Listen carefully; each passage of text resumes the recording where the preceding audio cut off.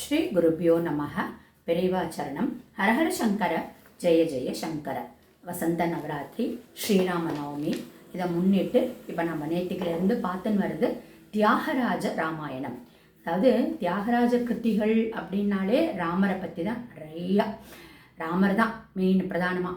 அது அந்த ராமாயணம் கதையோடு எப்படி அந்த லிங்க் பண்ணி ஒவ்வொன்றா வருது அப்படின்னு சொல்லிட்டு பார்த்துன்னு வந்துட்டுருக்கோம். ஸ்ரீ துஷ்யந்த் ஸ்ரீதருடைய உபன்யாசத்துலேருந்து எடுத்துட்டுருக்கேன். என்னென்னா நம்ம இப்போ என்ன பார்த்தோம் அப்படின்னா, கர்ப்பத்தில் இருக்கிற போர்ச்சவே தியாகராஜருடைய அம்மா வந்து ஃபீல் பண்ணான், சம்திங் ஸ்பெஷல் குழந்தையா இருக்குமோ அப்படின்னு ஃபீல் பண்ணினான். அவளுக்கு அந்த தெரிஞ்சுதான். என்னென்னா அதுதான் இப்போது சுபத்ரையோடைய கர்ப்பத்தில் அபிமன்யு இருக்கிற போச்சு கிருஷ்ணர் வந்து இந்த சக்கரவியூகம் எல்லாம் சொன்னார். அது குழந்தை நன்னா கேட்டுண்டுது. ஆனால் அது வெளியில் வரத்துக்கு போச்சு கிருஷ்ணர் வந்து கிளம்பிடுறார். எல்லாமே அவருடைய லீலை தானே. அந்த மாதிரி அந்த கர்ப்பத்தில் அம்மாவுடைய கர்ப்பத்தில் இருக்கிற போச்சேவே அந்த குழந்தைகளுக்கு வந்து நல் விஷயங்கள் எல்லாம் நம்ம பண்ணிட்டோம் அப்படின்னா அந்த அந்த வாசம் அந்த குழந்தைக்கு ஒரு நல்ல ஒரு ஃப்யூச்சரை, ஒரு சத் சங்கத்தில் இருக்கக்கூடிய அதான் சொல்கிற போச்சு சொல்லுவாள், இன்றைக்கி நம்ம இதெல்லாம் கேட்குறோம், இன்றைக்கி நம்ம இதெல்லாம் பார்க்குறோம், நல்லதை பார்க்குறோம், நல்லதை கேட்குறோம் அப்படின்னா நம்ம அம்மா நம்மளுடைய கர்ப்பத்தில் ஏதோ நல்லதை கேட்டிருந்ததுனால தான் அதனுடைய ஒரு எஃபெக்ட் தான் இன்றைக்கி நம்ம இருக்குது அப்படின்றது தான். ஸோ இந்த தியாகராஜருடைய அம்மா வந்து அந்த கர்ப்பத்தில் இருக்கிற போச்சே, தியாகராஜர் கர்ப்பத்தில் இருக்கிற போச்சே புரந்தரதாசர் கிருத்திகள் எல்லாம் நிறைய கேட்பாளாம். ஆக்சுவலி நீங்கள் பார்த்தேன்னா இந்த கன்னடா இதிலிருந்து நிறைய பேர் நம்மளுடைய தஞ்சாவூர் சைடில் வந்து செட்டில் ஆகிட்டு இருந்தா ஸ்காலர்ஸ் எல்லாருமே நல்லா. அந்த மாதிரி ஒரு பரம்பரையில் வந்தவா தான் இந்த தியாகராஜருடைய வாழலாம் ஆன்சஸ்டர்ஸ் எல்லாம். இதில் வந்து இந்த ஸ்ரவணம் அப்படிங்கிறது ரொம்ப ரொம்ப முக்கியம். காதில் கேட்கறது, ஏன்னா அந்த காதில் கேட்குறது வந்து மனசில் பதியணும்.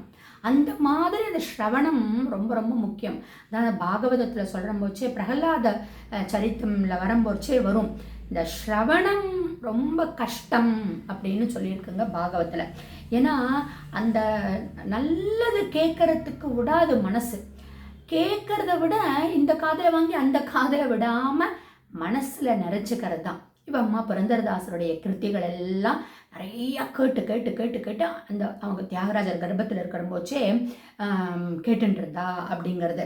ஸோ ராமச்சந்திர நாம ஜபிசோ அப்படின்லாம் வருது இல்லையா, அதெல்லாம் இது எப்படி நம்மளுக்கு ப்ரூவ் ஆகுது அப்படின்னா, தியாகராஜர் வந்து தன்னுடைய பிரகலாத சரித்தம் எழுதுகிற போச்சே ஃபஸ்ட்டு லைன் நமஸ்காரம் டு தாசர், புரந்தரதாசர் அப்படின்னு சொல்லி சொல்கிறார். ஸோ நமோ நமோ ராகவாய அப்படின்னு சொல்கிறார். சரி, இப்போ இந்த திருவாரூர் க்ஷேத்திரம் அப்படிங்கிறது வந்து மூலாதார க்ஷேத்திரம்னு சொல்லுவாள். அங்கே இருக்கக்கூடிய சிவனுக்கு வந்து தியாகராஜன் அப்படின்னு பேர். இந்த காஞ்சிபுரத்தில் வந்து என்ன நல்லது பண்ணினாலும் அது 1000 அஸ்வமேத யாகம் பண்ணினதுக்கு ஈக்குவல். பிரம்மா 1000 அஸ்வமேத யாகம் பண்ணினார்.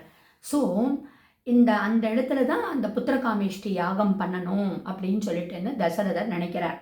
அந்த மாதிரி அவர் பண்ணுற போச்சே அந்த யாக புருஷன் வந்து ஸ்வர்ண பாட்டில் அந்த சில்வர் லிட்டு போட்ட ஒரு இதில் வந்து இந்த பாயசம் பிரசாதத்தை கொடுக்குறார். ஸோ நம்மளுக்கு எல்லாருக்கும் தெரிஞ்சது தான், இந்த ஸ்வர்ணம் அப்படிங்கிறது வந்து சுவர்ணம், அரச வர்ணம், குட். சில்வருக்கு சொல்கிற போச்சு துர்வர்ணம்னு சொல்லுவாள். என்ன அப்படின்னா கோல்டு வந்து ஹீட்டை வந்து வெளியில் விடாது, சில்வர் வந்து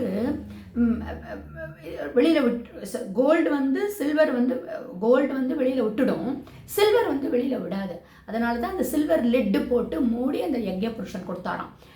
golden pot with silver lid தசரத்திற்கு யக்ஞ புருஷர் கொடுத்தார். நம்மளுக்கு தெரியும் கௌசல்யாவுக்கு ஒரு 50%, மீதி இருக்கிற 50%ல் வந்து 25% டு கைகேயி, மீதி இதை வந்து சுமித்ராவுக்கு கொடுத்துட்டா.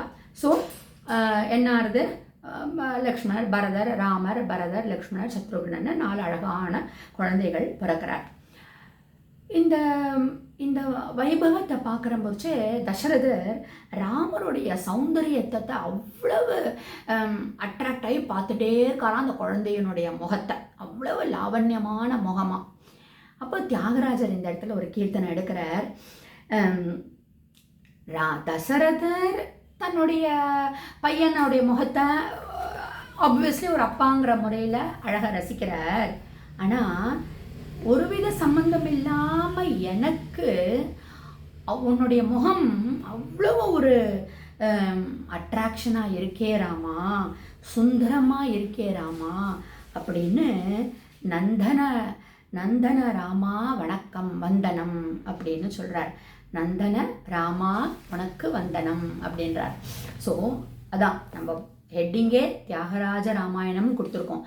ராமாயணத்தினுடைய கதையினுடைய ஒட்டி தியாகராஜருடைய கிருத்திகள் எப்படி வருதுன்னு சொல்லிட்டு, தசரதர் தன்னுடைய குழந்தைய பார்த்து முகத்தை பார்த்து லாவண்யத்தை பார்த்து அட்ராக்ட் ஆகும். எல்லாருக்குமே கிருஷ்ணருடைய முகமும் ராமருடைய முகமையும் பார்த்தா அவ்வளோ அட்ராக்ட் ஆகும். இப்போது தியாகராஜர் ஆனந்தமாக அனுபவிக்கிறார். மீதியை நாளைக்கு